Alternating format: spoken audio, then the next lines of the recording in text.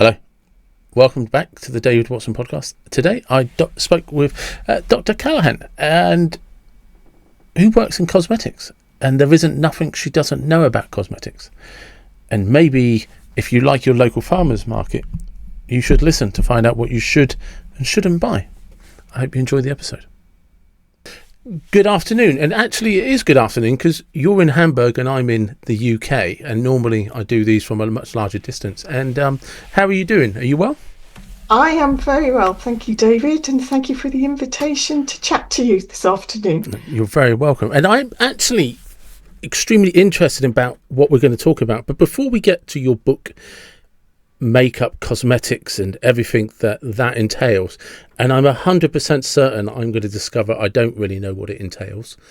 How did you get from Wales to writing a book about cosmetics? Right. If we start in Wales then, it started when I was doing my A-levels. I was in the biology class, and it was a discussion about careers looking at biology and chemistry.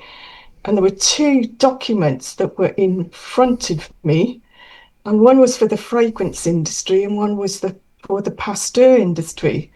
And my not so nice teacher came over and just said, only intelligent people do things like that. And of course, I felt the floor open up and just didn't think anything about it.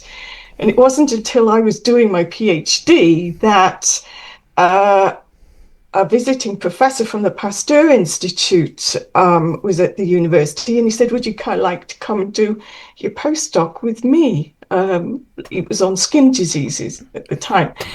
So I thought, I'm not going to say no. 2 years in Paris. And when I got there, I started to recall what had gone on in school. And it was such an anticlimax. But it was while I was in Paris that my group was approached by LVMH Dior to help them with some research work on their capture project. It's a liposomal serum. And it was their first liposome product, and it was very famous now. And so I felt privileged to be part of that team, and I went to visit them. And it opened up a whole new world to me in terms of research that wasn't academia, because I'd grown up in the university environment. And then all of a sudden there is, similar research going on, but in a corporate environment.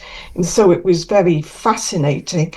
And then over the course of my career, became more and more involved in skin research, and then in the applied science, working with the brands.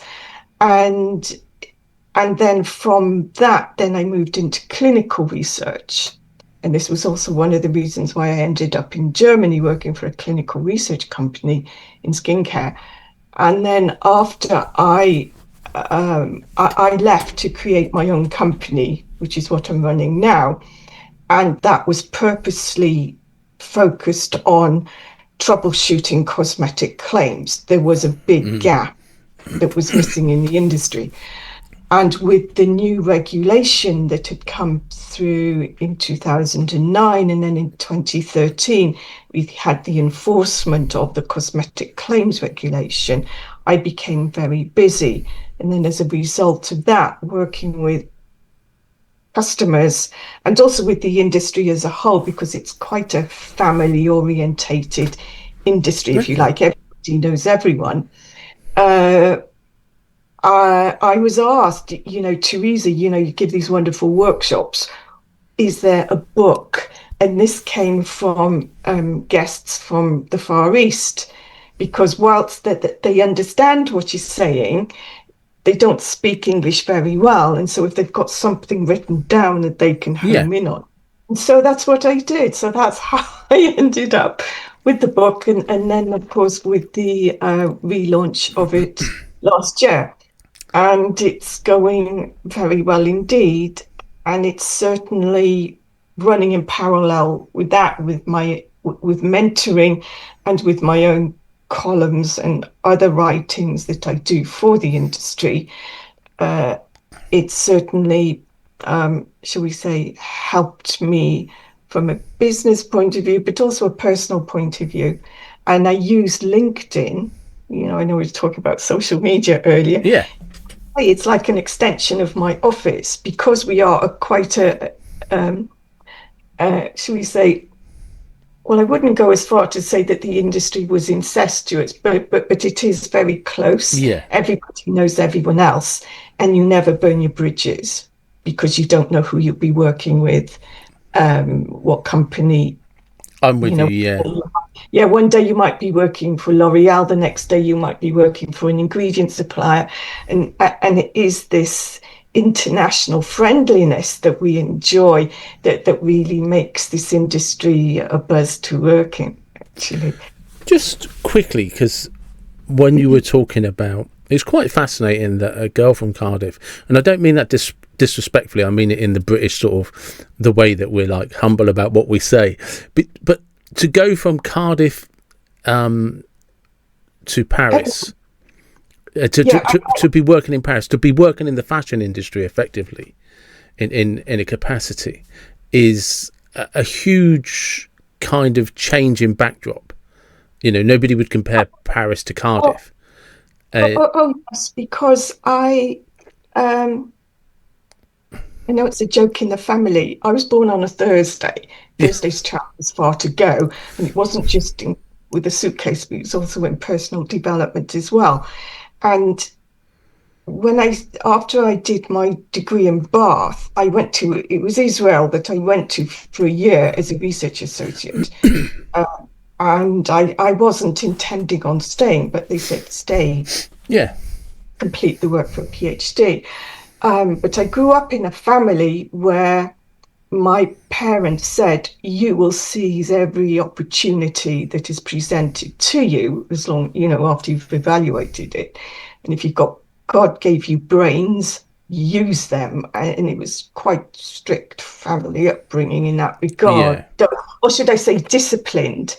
And because they didn't want us to waste, just to be drifters, we had to strive. And so, yes, coming from Wales, which, yes, it was part of the brain drain. So many people leave a beautiful, beautiful yeah. country. And yeah, we need to go back. But there is the big global Welsh organization that, pulls the diaspora together, shall we say. So they're even here in Germany too. Um, which is nice. So Because obviously yeah, there's that stereotype of Paris, the yeah, the fashion, the cosmetics industry. Some of the greatest fashion designers, the fashion houses, were Paris or inspired by Paris. And there's that whole French chic. It's kind of like Milan. Do you know what I mean? It's yes, it's just they're style houses, and yes, I mean, and I have to be clear. I'm not trying to be sort of derogative in any way to Cardiff or Wales or anything like that. But it'd be the same if somebody from Salisbury in England, because that's where I'm from. It's like I'd be like, okay, you have to explain how that happens because yes, it's yeah. not the norm, and Oh, it is because. But did you feel any pressure going to Paris? not at all. If there was any there, I was too naive to see it, perhaps too young, naive to see it. But I didn't. The pressure I felt was to prove that I wasn't stupid, right? After A levels. school, right? And the other thing is I'm just this little.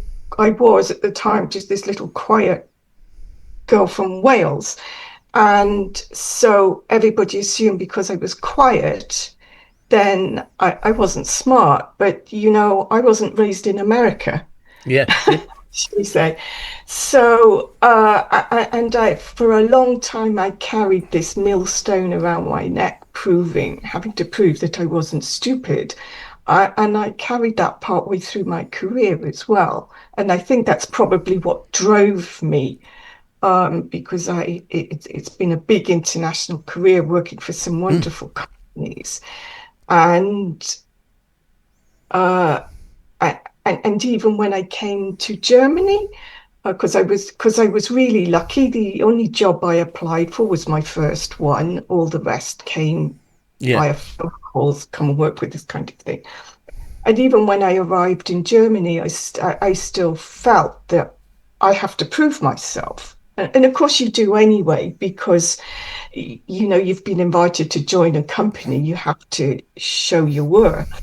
But it wasn't until I set up on my own that I realized that although I had no regrets about the career, I feel far more happier and more fulfilled doing my own thing. So since 2008, when I set up on my own, yes, I'm happy to get out of bed in the morning. Yeah. Yeah. Did you ever were you ever able to meet the teacher that said you was too stupid? No, but my mother did. That's what we like to hear. Uh, um, and she said that the teacher was shocked that I had not only gone to university, not only done a PhD, and then was in Paris. Yeah, she was, yes, but never mind. I'm somebody that forgives easily. You have to forgive and forget and move on. You You do know, have to forgive and forget, but in equal measure you should gloat. And you should stick two fingers up at people and say, screw you. Where did you go I let after my I mother, left? well, I let my mother have that. That'll do. That'll do. As long as there was somebody to say, oh, by the way, despite your inadequate teaching, my daughter went to Israel and Paris. What did you do again? Oh, that's right, nothing. So, Yeah. It's been a wonderful experience because um, what I liked about, or I like about being a cosmetic scientist is that there's just so many disciplines involved. So everything from microbiology to bioengineering to physiology, biochemistry, dermatology, you name it. And then, of course, then you have another aspect where you have those who are formulators. Those are the chefs, the Jamie Olivers of this yeah. world. And they are almost like some of them have a standing a bit like master perfumers because the way they create formulations, sometimes it's like comparing silk with boiled wool. Both are effective, but the Japanese and the Koreans will always be number one when it comes to But the it's a scent. good point to raise because there are standards within the industry, and Yeah, in those disciplines, they're the equivalent of Michelin chefs. So, yeah, but people don't know what perfumers do. They don't know what mixers do and stuff like that. But if you are at the top, you are held in extremely high regard. yes. And then we also have then on the we have the regulators.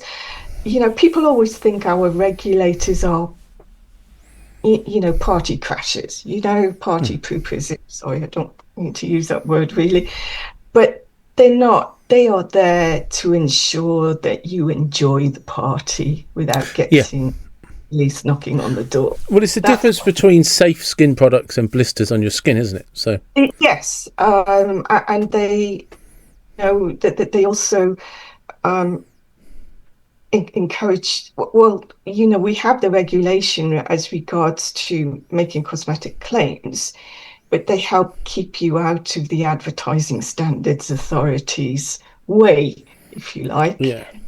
because you don't want to be caught out there or have a complaint sent in to the advertising standards people. Um, and so it's challenging because with the cosmetic products, whether you're selling a lipstick, an anti-aging cream, or a shampoo, um, it's a jungle out there. there are just so many products. Mm. You ask the question, why do we need more products? And of course, marketing say the consumer wants more, more, more. I don't think they do. I just think they need to slow down. They need to stop looking at cosmetics as a means I to an end. think one of the I think you just hit a good point, which was one I hadn't given a thought to, but a means to an end. And I think because like I'm a massive aftershave guy. I love my aftershaves, right? But there's an element of vanity in that. Do you know what I mean? There's a and the reason I say it is because I'm not loyal to any particular brand. I One, don't mind if I like the scent. I'll wear perfume. It doesn't bother me. I don't care what people think in that sense. But there is and the reason I say there's a vanity side, because there's a part of me that if I'm enjoying the perfume or the aftershave, and I'll even mix them because I like the way that it comes off. I like the idea in my head that I smell better than the person next to me. So yeah, there's a vanity. It's a mean, like you said, there's that means to an end. human beings are inherently proud. It's Mm. the number one sin, and vanity is part of that. And the cosmetic industry feeds into this. So it keeps rotating. And when we're, saying that products are a means to an end, we have this problem on that we are, and certainly nowadays, we are feeding consumers anxiety. Now, bearing in Mm. mind, I'm an industry insider, I'm also a consumer. There's 5 billion of us. Um, and yes, I'm not loyal to my products either because I need to try everything. Um, but the mistake I think the industry has made is tied itself to fashion, right? Yes. Have to get away from that because the skin is an organ of the body. It's not a fashion item. And the word beauty does not, you will not find it in the legal definition of what a cosmetic product is and what a cosmetic product is intended to do. It's only intended to keep the skin and its appendages, like the hair and the nails, in good condition, and to also change the appearance. And that they mean through the use of makeup, Yeah. right? Um, so if you want to do some serious changes to your skin, that's when you go to what's called an aesthetician, and then you are in the realm of, um, should we say, medical treatments, right? Right? They're not what would be defined under the law as cosmetics. And I think as an industry, what we need to do better is to explain to consumers the limitations of our products. What they can't do. We're very good at saying what they can do, and often, marketing will tend to extrapolate the claims a bit further Yeah. to stand out from the crowd, and then of course you then do the risk analysis. Am I going to get into trouble for saying this? Um, but of course, the consumer is keeping them on their toes too, because young consumers, particularly today, are very loud. They're out there. Uh, and so it's important that we, as an industry, grasp that whilst our regulations take care of us at the national and the regional level, so that doesn't matter if you're in America or if you are here in Europe, and we can include the UK in that, or in Asia with the Asian countries, the consumer doesn't operate on those boundaries. They have no boundary because they are on the World Wide Web. They can go anywhere. They can shop anywhere. They can say, right. So they can listen to podcasts Yeah. and TikTok and from any country that they like. And they also shop at that level these days. There's, as we know, store footfall is back in the UK. We know, where's the high street gone? It's just gone, and so you don't have that human interaction anymore. Uh, Yeah. I mean, because that's probably something that's going to affect every industry eventually, because one of the things I remember growing up, that big department stores always had a makeup counter, and there was always, the sort of the free samples, the test this, try this, and it was there was something in, like, an integral part of the experience when you would walk in and you'd be greeted by somebody, and for me to discuss aftershaves, or if I wanted to discuss a perfume for a girlfriend or something. And I think it's changed a little bit because you don't get them like you used to. But makeup counters and everybody with their own brand, they tended to be really knowledgeable. So oh yes, those women, in the nice little uniforms, they were trained. Yeah.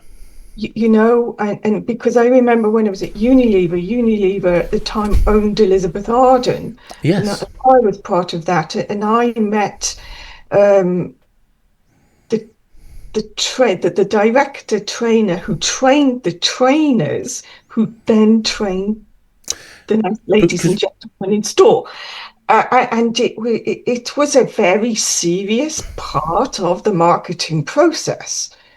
But one of the things I think that they miss from that, sorry, I didn't mean to cut you off, is for somebody like me who could go to the makeup counter, because look, if you've got any ounce of sense as a bloke, and happen to know what brand, I don't know if it's the same now, but if you happen to know what brand your girlfriend or your wife, what type of makeup they like, go to that makeup counter and talk to that makeup girl. So then when your wife opens that present, you my favourite. Well, when I went there, they said X, Y, and Z, and this is the new formula because of X. And when it becomes the thought that counts process, you haven't just purchased it because it's my favourite makeup. You've purchased it because you know what it does. And it doesn't matter that you don't give a shit, because I don't. But you think I do. And you think there's some thought gone into that gift. And there has, because I've listened, I've asked the questions, but I'm asking it because I want it to be more than just, I've seen that on the bathroom cabinet, so I know that's the makeup you use. Yes, you made the effort, and it's the effort that is more important than exactly and the makeup girls were phenomenal at that. They could, because you would speak to them in sort of your standard knuckle dragon Neanderthal bloke language, and you would come back semi-sensitized and slightly elevated in, there's a reason that she wears this, and there's a reason she likes this product. It has meaning. It's not just about, I never knew this. There was a girlfriend I had, and I in all honesty, I don't know where I got the idea from her, but she was always complaining about makeup and stuff like that. And this is like mid-90s, and she was always complaining about lipstick, and I knew roughly kind of the shade she liked. And I think I was in Tesco's, and there was like your standard lipsticks, and then I think it was number 7 or something. Oh, perfect. Yes. Yeah, exactly, right? And she'd never had it, but it was like 3 times the price of everything else. But I bought her a couple of things, this is a punt, and she never went back to cheap makeup again. And it's everything from the length of time it stayed on the lips, the texture when she was using it, how long it lasted. There was all of these things, and like I said, hands up, I've no idea what prompted me to try the expensive stuff. Do you know what I mean? Or the actual good brands, etc., etc. But from there on in, it's a never changed lipstick brand. Oh yes, Boots have an excellent reputation, have some wonderful scientists there, as well as formulators.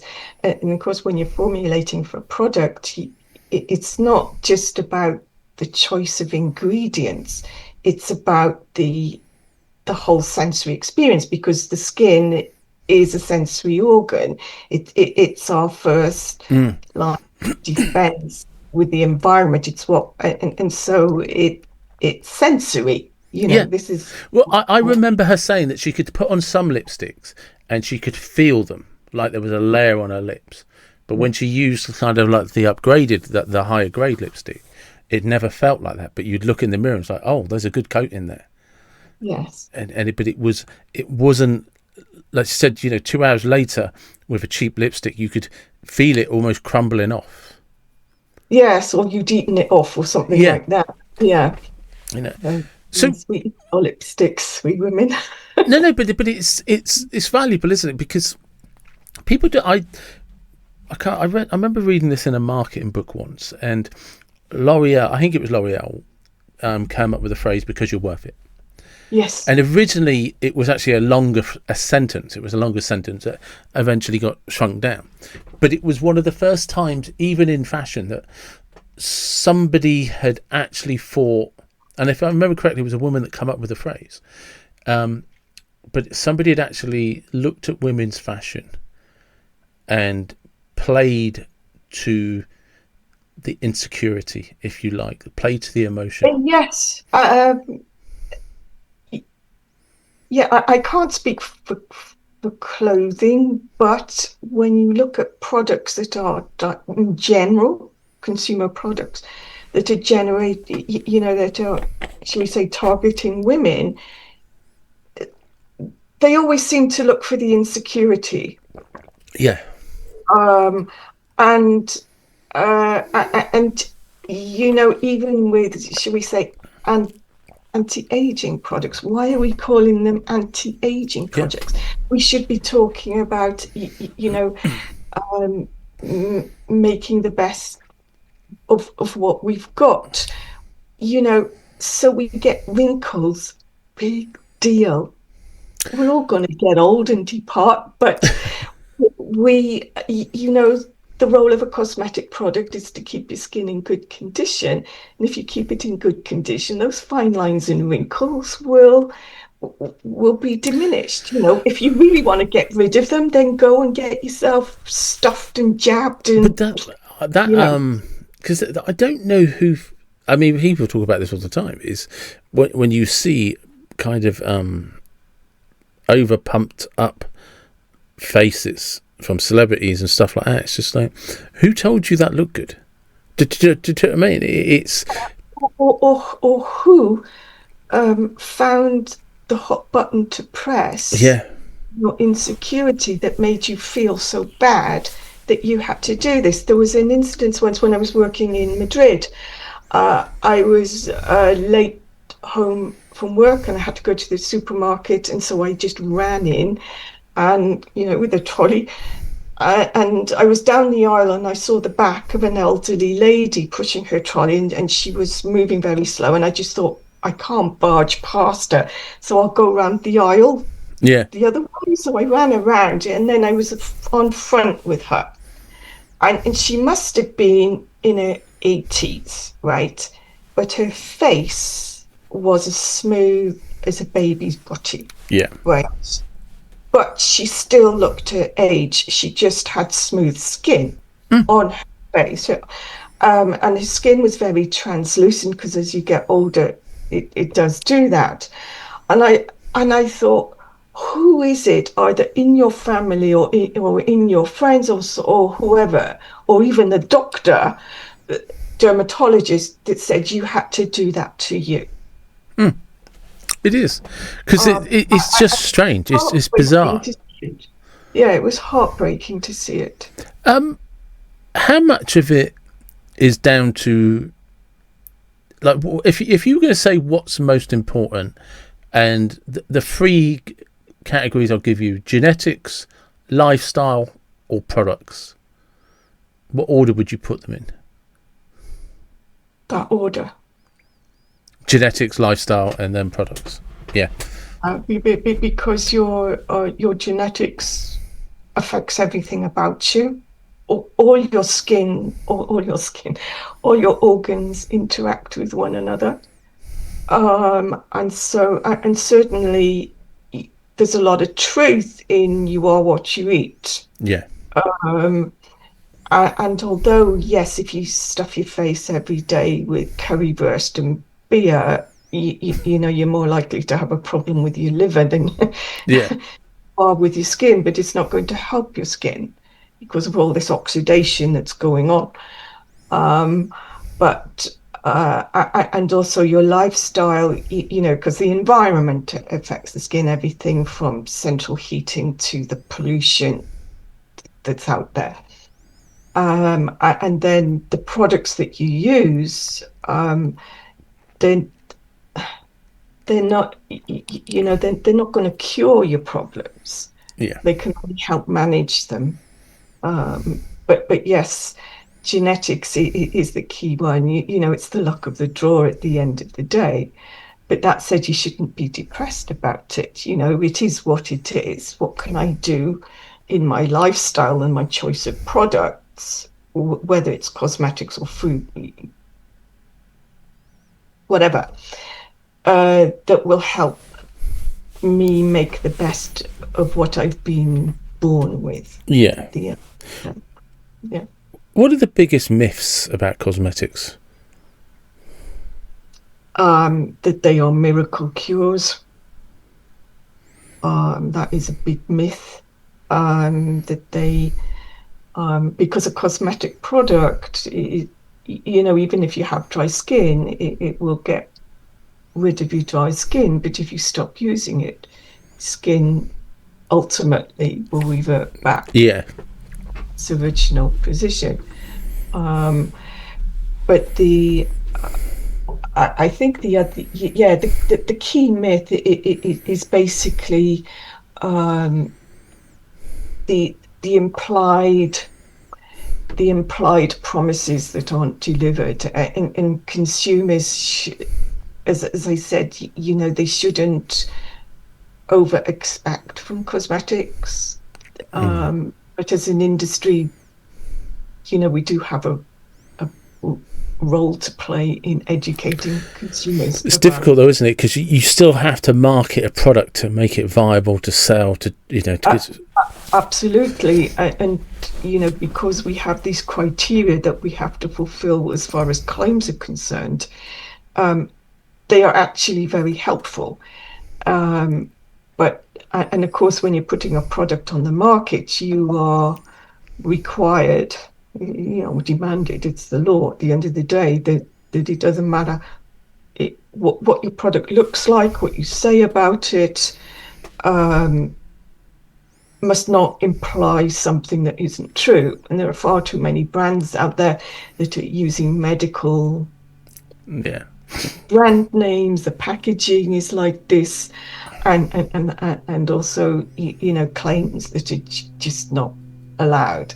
At the end of the day. And of course, with so much now being sold on the internet, there's just not enough policemen. What should people look for? Well, if they're shopping online, is to go on the website of the brand and look for the claims that are being made, the evidence that is being presented, and of course the ingredient list is always provided these days. Also the reviews, and look at reviews not just on that website but also off that website, and try and get educated, shall we say, which is difficult, especially if you're not scientifically minded, because cosmetic products legally have to be marketed to the average consumer, but there's an awful lot of consumers out there that wouldn't be classed as average. Yeah, of course. And we need to help them because they're consumers too. Are there any key ingredients you tell people to avoid? Right. Yes, sadly, there are a lot of these beauty apps out there, these information apps out there, and they are just spouting misinformation, actually, because the number one mantra, number one rule here in Europe, because I'm not going to speak for other regions, though they do have the same rule, is that first and foremost, doesn't matter what you say about your product, it has to be safe. And so there are annexes and annexes of banned ingredients that we have, and that list is constantly evolving. Keep it up to date on a regular basis, very regular basis. And there is also a very good, Europe has this very good toxicological app that consumers can go on to reassure them about ingredients. But where you have these beauty apps that, especially the ones you have to pay for, they are not regulated. And with the changes in the regulation that are being considered at the moment, it is hoped that these types of beauty apps will be be regulated against the same criteria that you would with a cosmetic product. And so I talk about it a little bit in my book, but yes, beauty apps, and also these third-party certifications. That's another thing, because there's just you see it on foods too. Yeah. You label this, label that, but you should shop according to your lifestyle too. So if you're somebody who's really into biodynamic farming, shall we say, products, both your food as well as your cosmetics, you will find those, and they are actually regulated too, so you can feel very safe in using those kinds of products. But by law, all products have to be it's not just the choice of ingredients and where they are coming from and the responsibility of the supplier, but all cosmetic products need to be tested for safety, and so they are patch tested, for example. And then there's long-term stability testing, and of course when you're doing your efficacy testing, you will either do it in a clinic and use some bioinstruments, and then you will do a much larger, because you should do this consumer study on more than 100 people. And so that feedback on not only the efficacy, but it will also give you feedback that the product is innocuous on the skin. And so, yes, there's a lot of work that goes into making a product. Do you know, we were talking earlier, and you said about one of the reasons for writing the book is because you were doing workshops. What were the workshops? The workshops were about the nuts and bolts of, the 101 of developing a cosmetic claim. So we started out with defining what a cosmetic product was, how it's defined by the law, and then what the claims law is. And so then we started looking at, what is a claim? And then it sort of then developed out from that. And then we looked at the regulatory side. And one thing I did with the delegates, I split them into groups. Yeah. And what I would do I would give them a puzzle to do. So some groups, I gave them some scientific data on the product, the studies that were run, data was. And then with the other groups, I said, these are the claims. What is it that would have been, what work would have been done to support these claims? And I could have 6 groups in the workshop, and they would all come up with separate claims. It was fascinating how they did it. Yeah. It was the creativity of it. And they were really wonderful. And the other thing was also with the questions that they had. They certainly weren't photocopies, and it was just, yes, it was fascinating for me, as the giver of the workshop, and I got a lot out of it that way. But it was, their request, or Theresa, we would like to have this book as well.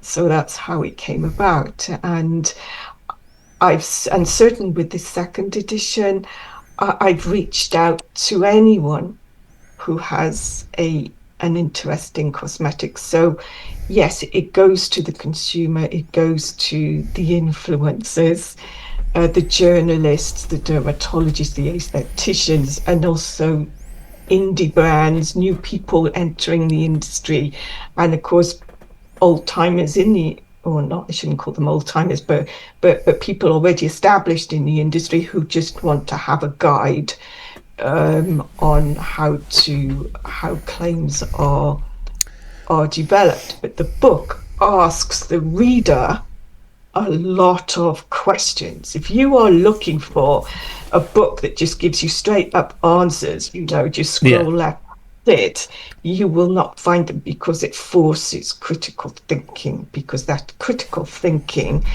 is something that life has lost anyway these days. But in the industry, Well, you said that. 'Cause I was going to go down that road, but you said it for me. You jumped in. Interestingly, because I'm thinking there's kind of pre-internet, then internet.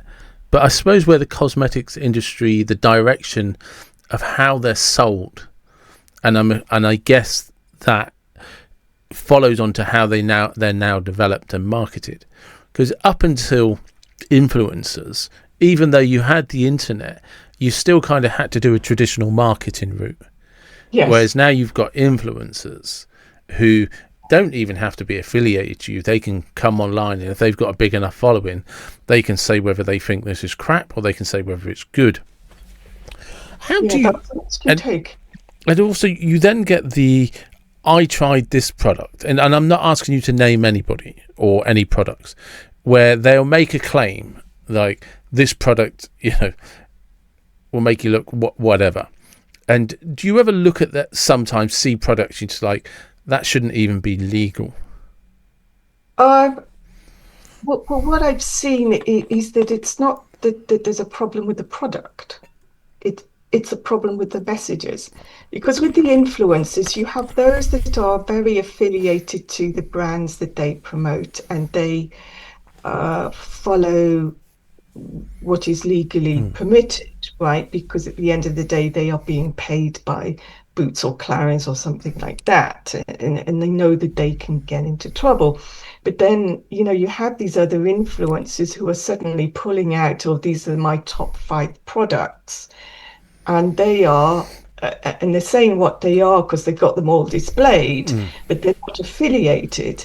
But they can get into trouble with the Advertising Standards Authority because they're making claims that they are advertising, and there are laws here in the EU, UK, and I'm sure there are with the FTC in the USA, so they have to be careful there. And then you have what we call the de-influencers, and they became very loud while COVID was out, because people couldn't get out to shop, and there were and so in order to make room, you found these influencers de-influencing products, saying that they were rubbish. But the backlash was that they were then getting into trouble for saying something that wasn't true, because you cannot denigrate or demean competition or the ingredients of products that are legal, etc. So that didn't work. But I have seen ridiculous things on TikTok, particularly, where you had, because this appeared in these 2 examples appeared in the Daily Mail. The first one was where a young man used a lip salve, right, a lip product, on his eyes to give him a buzz, and then he ended up with these images of these blown up eyes because he had a reaction, or at least somebody did. And the brand could actually take legal action against him if they wanted to, because he was promoting a product that hadn't been designed for that.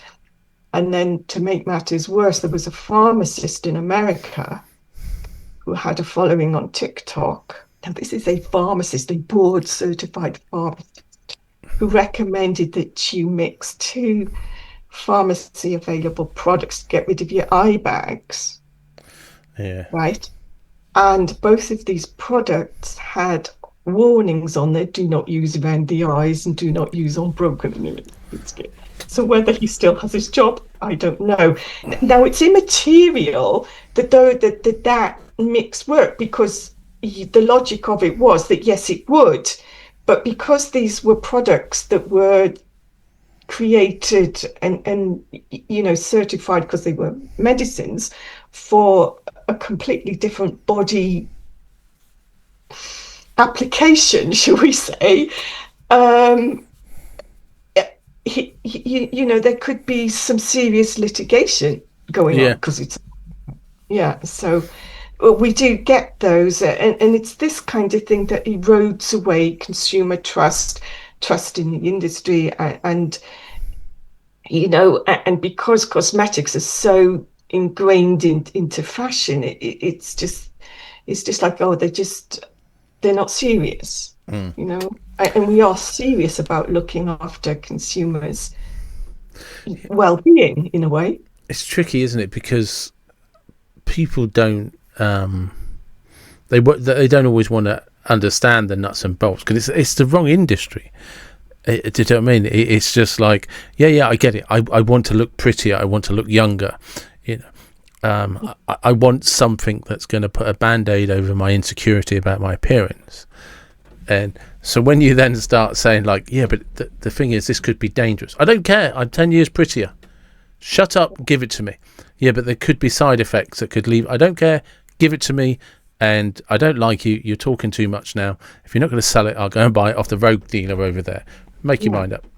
And yeah, well, in the definition by the Consumer Markets Authority on the average consumer, it's actually quite a big paragraph. There's a sentence at the end that the role is not to protect fools from their folly, and sadly, social media is full of them, isn't it? But we have to, we are selling cosmetic products to everyone. We have to really grasp that, before the internet and influencers and what have you, we were able to solidly sell to the average consumer. And as you said, when you went into store, even if you weren't an average consumer, you could at least come away with some assurance. Whereas now everything is on the internet, and the loudest noises are not coming from well, because the problem you have today is, like you say, pre-internet days and certainly pre-social media. You had to, like you say, if you worked for a big company, you would have had some training. If I wanted to know something, it was much easier, I guess, in a sense, to regulate.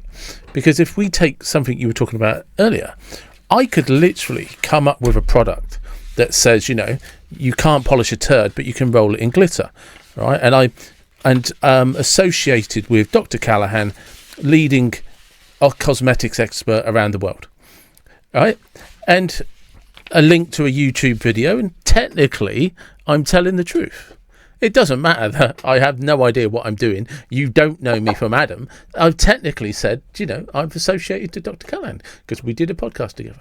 And unless somebody actually researches the fact that I have no idea what I'm doing, and I've just drained the engine oil from my, 1988 Land Rover, and I've bottled it up with a nice sticker for you, that, do you know what I mean? No one's any the wiser.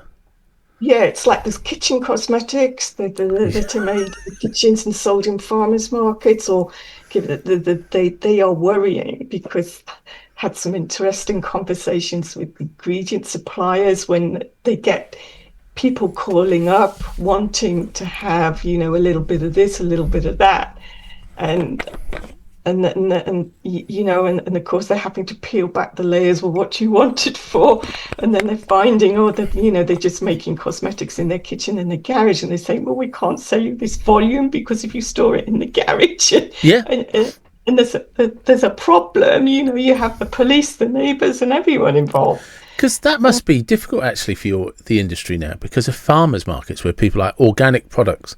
I just making it myself, like lemon balm made with the lemon plant in my garden, and do you know what I mean? And orange peel masks and all of this stuff. And well, if they're making it with materials that they bought from the chemist, yeah, right, it should be all right, because they're also in very small volumes, and it's easy to make soap at home, and very basic emulsion products, but then selling them, that's when trading standards officers will because trade standards are always around these farmers markets, because you do need, when you put a cosmetic product on the market, you have to have what's called a product information file, which you have to upload on a government website. And, so it's either in Brussels or in London. And if it's not there, Yeah. then buy product. Yes. But it is difficult, isn't it? Because I've seen people, I don't know if you remember I remember these books from the 80s called I'm sure it was called something Super Tips. And it was always like household tips on how yes, I kind of remember them. Yeah. And there was like, there'd be various product, ideas about, how to clean stuff.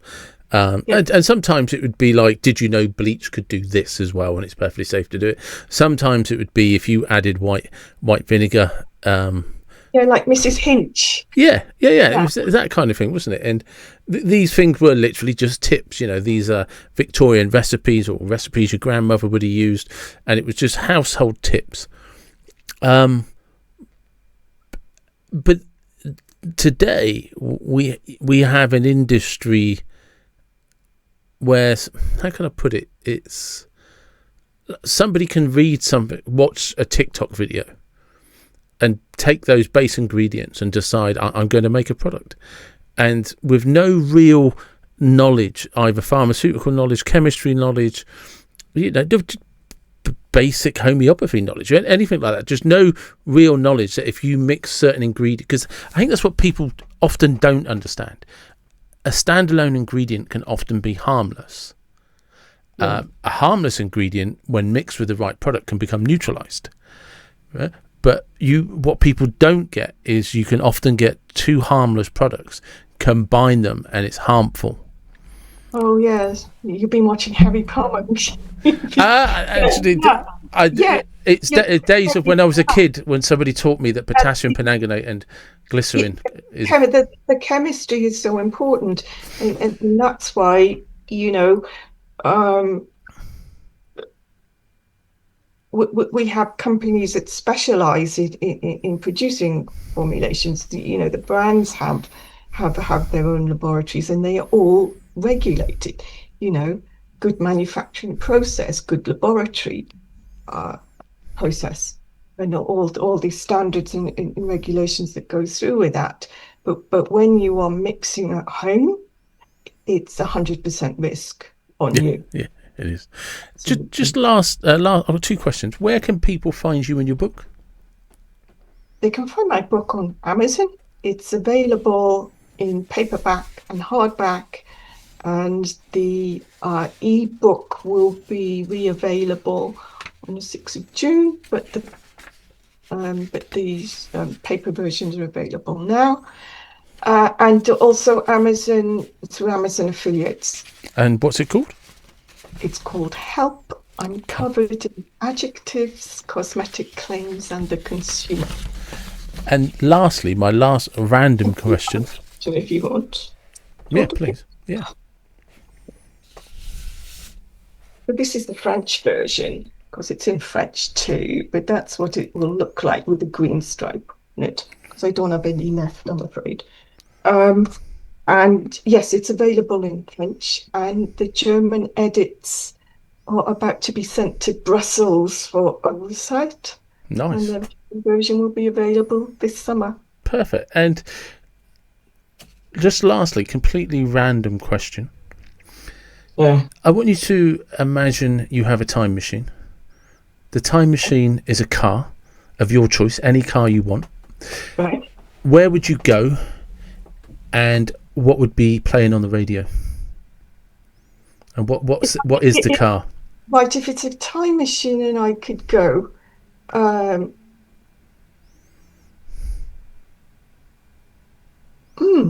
where would I go? Well, you mean outer space, or do you mean on anything you want? Oh, I would go to Japan, because I've never been there, and I would love to go. And of course, in a time machine, I would be playing, ABBA's greatest hits, definitely. Perfect. What era of Japan? what era in Japan? Probably now. Yeah, Actually. Yeah. that's perfect. Thank you very much for your time. Thank you. It was really interesting talking about this. Yes, it's all what I like about these interviews is there's um, always something new. Yeah, So yes, I've enjoyed this. I've got a lot out of it. Thank you thank so you. much. Yes. Anyway, my best wishes to Wiltshire. And there you go. And we might be getting back together, and because Dr. Callaghan has some books coming up. But I hope you enjoyed that episode, and please check out her website and check out the book. The links will be in the description. It's the cosmetics industry. It defines culture much more than we possibly realise. If you look at advertising, etc., through the 60s, 70s, 80s, 90s, and noughties, celebrities that endorse products. It defines culture. It's a huge industry, and one that sits side by side with us, and we don't always realise. But I hope you enjoyed listening to it. I thought it was fantastic, and I'd like to speak to her again. And this is the end of the episode. So, as always, wherever you're from, whatever you believe, please do take care, and thank you very much for your support. Be blessed.